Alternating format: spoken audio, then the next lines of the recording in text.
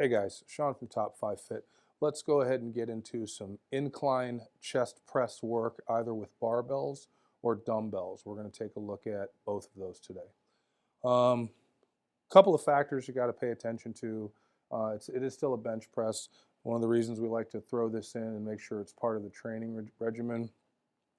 It rounds out, for me at least, some people have different reasons for wanting to do this particular exercise, but for me, it rounds out chest training nicely. So ultimately, I like to see a decline bench, a flat bench, an incline barbell press, as well as a decline chest press with dumbbells, a flat chest press with dumbbells, and an incline chest press with dumbbells. It just kind of really balances out what you're actually trying to do when it comes to developing a full, formidable chest. For the incline chest press work, what we want to do obviously is make sure that our bench is set up properly. So we'll start off with actually putting the bench in position. Now, you go to some old school gyms, you'll see tremendous inclines on the bench. You know, you get into things that are kind of up this high, you start to put yourself into a position for greater injury, because ultimately the higher the incline, the greater the incline, the more your front delts are recruited, and ultimately you're just basically putting your anterior deltoids, your shoulders, in a very vulnerable position with a lot of weight. It's not mechanically efficient, and it's just any number of things can go wrong. So an ideal position for a good incline bench is anywhere between about 20 degrees and 45 degrees. So we'll go ahead and set that on our bench.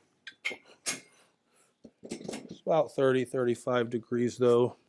Make sure everything is set and locked into place. Now, as far as placement is concerned, I like to make sure that once I get up underneath the bar, my eyes are actually in line with the bar. So before I even unrack and get my hand positioned and grip where it's supposed to be, I like to make sure that if I'm looking straight up, I can see, the smooth part of the bar, the non-machine part of the bar. So we'll get into position, lay it back, and again, my head is way too far in front, so we just slide the bench back a little bit more. There we go. Now I'm looking straight up at the ceiling, and the bar is directly over top of my eyes. That's good positioning.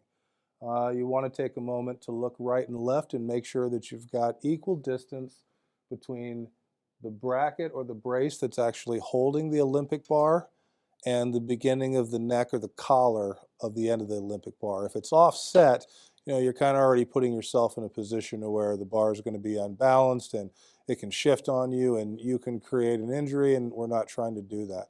So right away, make sure things are aligned. I have a tendency to do this with weight on the bar. So it's just take a moment, make sure things are where they're supposed to be before you start doing any work.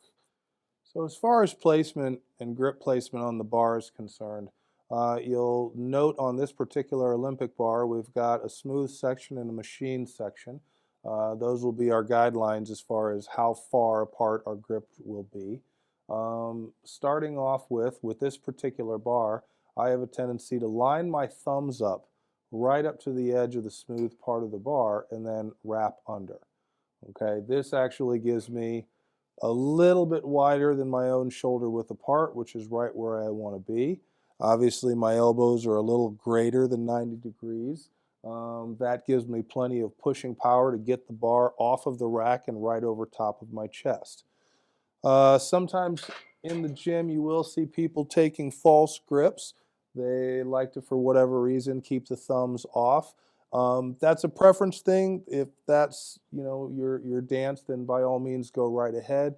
Personally, I don't like unnecessary pain, and that bar could slip right out of my hands. And even with just 145 on each side, that's enough weight to crack ribs.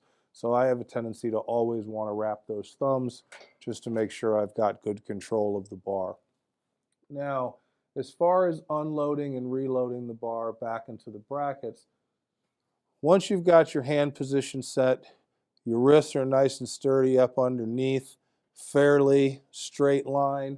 You do want to try and compensate for the natural roll that happens when you unrack a bar. So when I bring that bar up, I have a tendency to want to shift my wrist, the top of my fist, back just a little bit.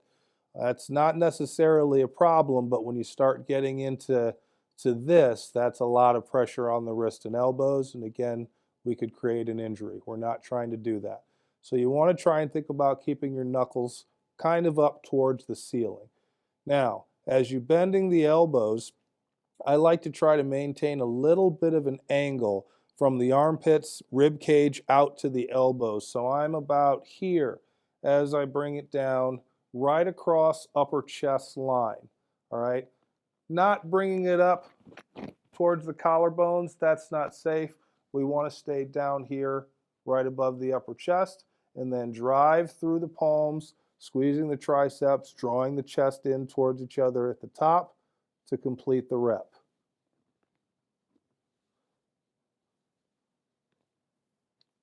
Now, for those of you out there who have some shoulder issues, you might want to pay attention to that angle I just got through talking about when it comes to bringing them down at least a little bit closer to the rib cage, chest line, and then pressing back up. A lot of times in the gym, I'll have a tendency to see people flare their elbows out, and they're real wide on that press as they're bringing it down.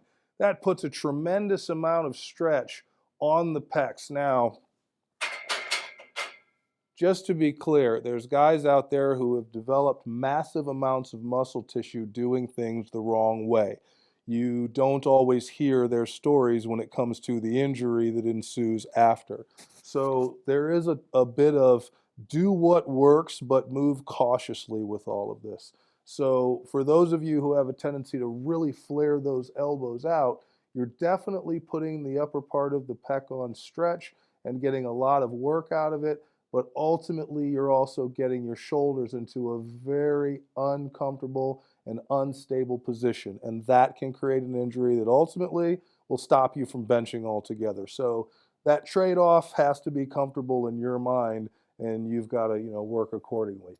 For me, I like to maintain just a little bit of a tighter angle into the ribs because I feel like ultimately I can get a greater drive straight up towards the ceiling, which is ultimately what matters. Once you're done with your reps, obviously keeping a nice stable, your armpit, your rotator cuff, as well as your grip back against the cage or the top of the bar, and then lower slowly. I will have a tendency to say lower slowly and do it with control.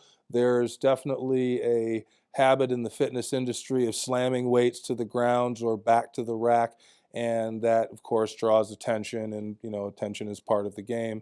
But ultimately, as far as we're concerned at Top 5 Fit, control matters more.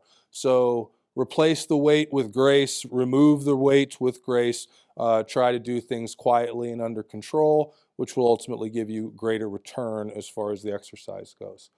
Let's go ahead and take a look at the same position only using dumbbells. So we'll go over to our dumbbell rack. Okay, next getting into an incline chest press using dumbbells. Now, the difference between using a barbell versus dumbbells, stability. The barbell tends to offer a little bit more in the factor of stability. It can keep the weight a little bit more balanced. You actually don't have to fire your core as much to keep balanced on the bench. Whereas with dumbbells, rate of speed when it comes to the descent of the dumbbell as well as pressing it back up, that matters. If there's a little bit off between the right and left, you can, obviously throw yourself off balance, and that can create an issue. Depth is also another, difference between the two exercises. With dumbbells, you have a tendency to be able to drop your elbows a little bit lower, closer to the ground, which ultimately puts your pectorals on stretch a little more. A lot of bodybuilders and powerlifters like to utilize this technique.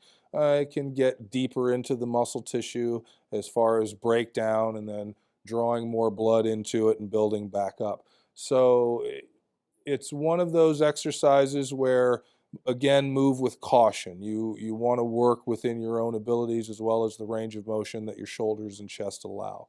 So let's go ahead and take a look at those exercises.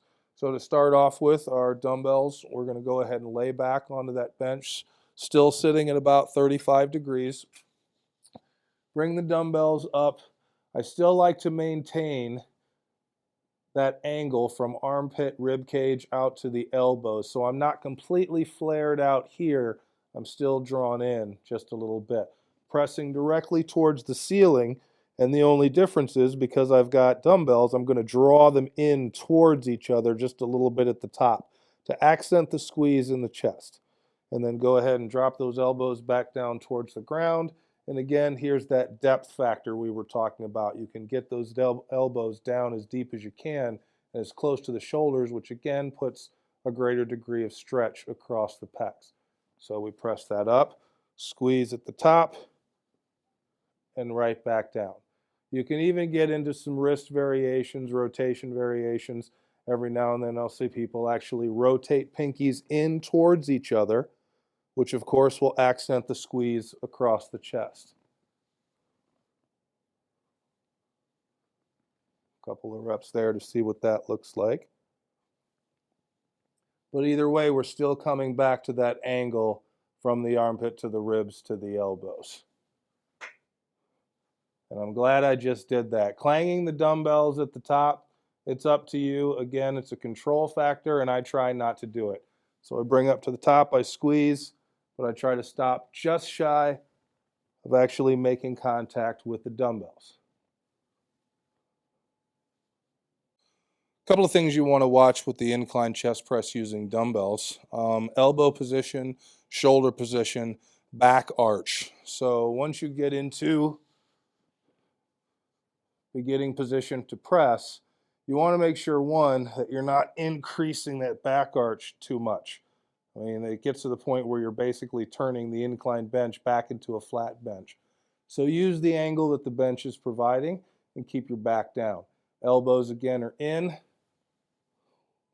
slight angle towards the top, and then bring back down. Again, we want to watch bringing those elbows out too far, as well as bringing the dumbbells out too far. A lot of times I'll see some people elbows really flared, and they have a tendency to bring those elbows, those dumbbells all the way out here. This puts a tremendous amount of stress on your shoulders. It's not worth the return when it comes to actually developing and building a strong chest. So again, maintain that angle, keep triceps up underneath the dumbbells, squeeze at the top. That about wraps it up for the incline chest press work. To recap, we went over the barbell work, proper grip, good body position. Same thing with the dumbbells.